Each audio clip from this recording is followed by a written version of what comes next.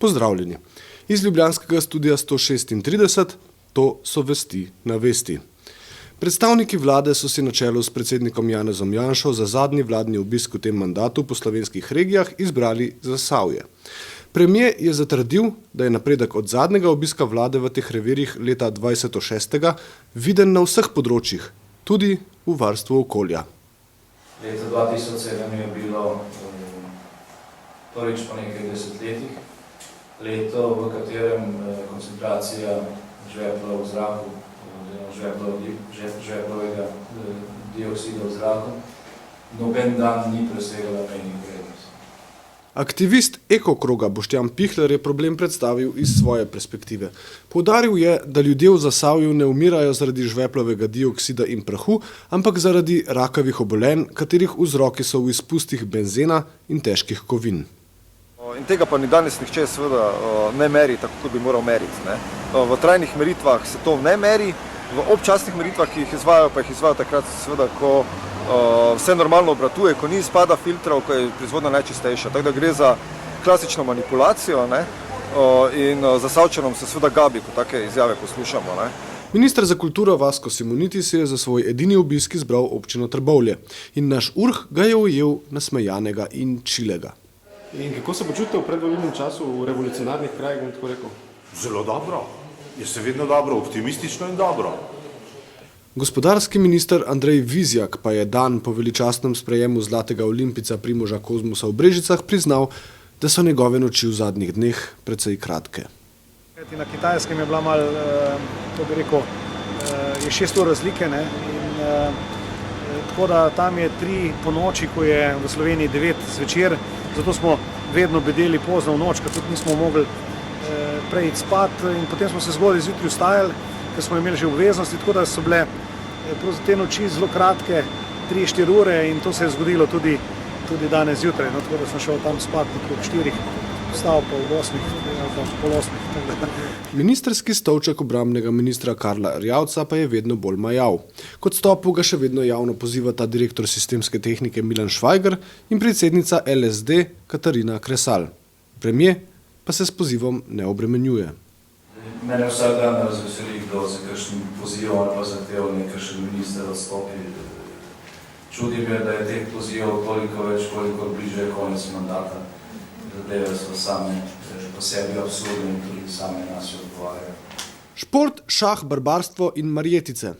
V mariborskem Ljudskem vrtu so hrvaški nogometaši porazili domačo ekipo selektorja Matjaža Keka, ki je z reprezentanco prvič gostoval v rojstnem Mariboru. Južni sosedje so naše nabrisali s 3-2.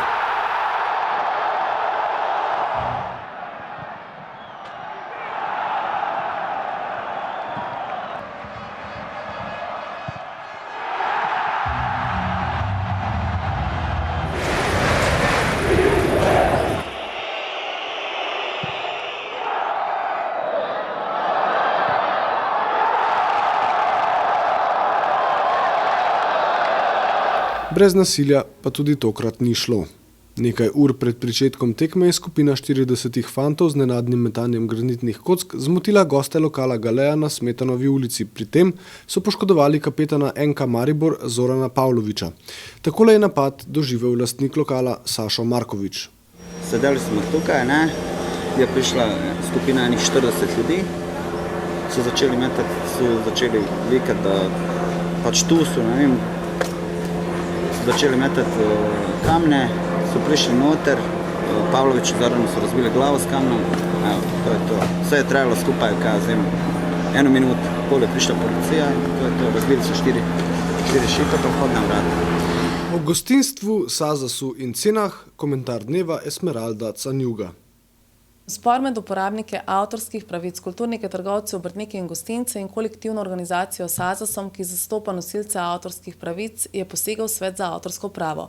Določil je nove tarife za gostince in sicer višini 0,8% za bifeje in bare, 0,56 za okrepčevalnice, picerije in 0,32 za restauracije, neto prihodkov v prejšnjem letu. Glede na to, da pogajanja med uporabniki in Sazasom na pobudo ministra Vizjaka formalno še vedno potekajo, nas ta korak v združenju ponudnikov gostinskih storitev močno preseneča.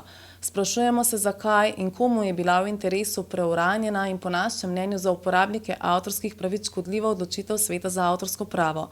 Ta organ naj bi odločal zgolj primeru, če se uporabnikom in SAZAS-om ne uspe dogovoriti. Je namreč izdal odločbo v času, ko formalno pogajanja še vedno potekajo. Poleg tega je odločitev sveta precej podobna predlogu, ki ga je v pogajanjih predlagal SAZAS in ki smo mu uporabniki zelo močno nasprotovali. Sprašujemo se, ali so bila vsa pogajanja v SAZAS-om naprej zrežirana, zgolj zaigrana sfiga v žepu, ali je bil rezultat posvečenim že vnaprej znan. Je torej svet res strokovni, neodvisni in nepristranski organ, ki naj določi primerne tarife za uporabo avtorskih del. Svet namreč sestavljajo predsednik in 4 člani. Od lanske ustanovitve sta svet 2 člana že zapustila, 2 pa je razrešil minister Vizjak. V svet imenoval 2 člana tudi sam po predlogu SAZAS-a. So v ozadju imenovanja članov sveta torej interesi ministra in vladajoče koalicije. Zakaj so poslanci vladajoče koalicije želeli, da državni zbor pred poletnimi počitnicami sprejme predlog za sprejem avtentične razlage, ki naj bi odločila, ali je svet stalen organ ali ad hoc in ali po 2 člana v svet predlaga sama kolektivna organizacija, katere tarifa se določa. So s tem sami priznali, da obstaja upravičen dvom o legitimnosti in tudi legalnosti odločitve sveta o tarifah, če pri odločanju sodelujejo zgolj predstavniki ene kolektivne organizacije SAZAS-a in to tiste, katere tarifa se odloča. So že vnaprej vedeli, da bo o tarifah odločal svet v času poletnih počitnic in to ne glede na dejstvo, da pogajanja še vedno potekajo. Ali slednje potrjuje tudi hitenje za obravnavo predloga avtentične razlage, saj so jo želeli uvrstiti na 26. nujno sejo odbora za gospodarstvo in s tem izpolniti pogoje za obravnavo na zadnjo redno sejo državnega zbora, ki je bila 15.7. Njihova pobuda ni bila uresničena, saj je vmes posegla poslanska skupina Zares s predlogom avtentične razlage te istega zakona.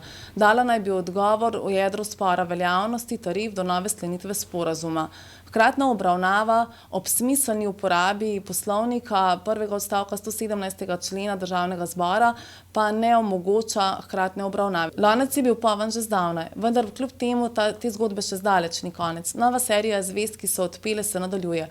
Tokrat z bojda zelo dobro namero, namreč edini legitimni predstavniki uporabnikov OZS s SAZAS-om pripravljajo pismo o nameri, ki bo izrazila željo po konstruktivnih pogajanjih z vsemi vpletenimi.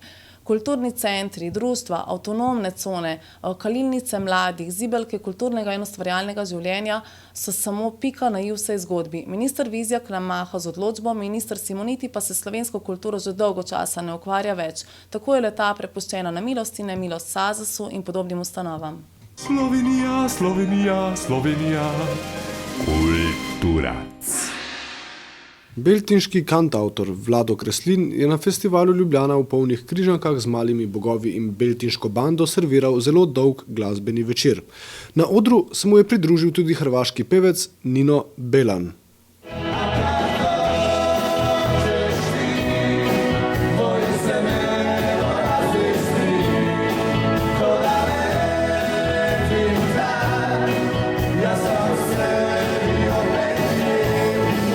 Potem, ko je bila Ceneksova bovška premiera Narnije zaradi dežja odpovedana, smo si v organizaciji Propellerja in Tise sinoči v ljubljanskem Koloseju poleg zloglasnega princa Kaspijana ogledali še 22-minutni film o snemanju omenjenega filma.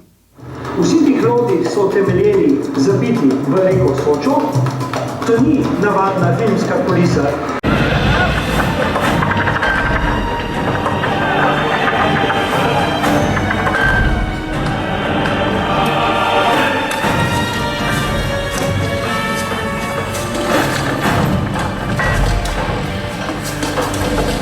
Še vreme, še vedno za vse enako. Iz ljubljanskega studia 136, to so bile vesti na vesti. Nasvidenje.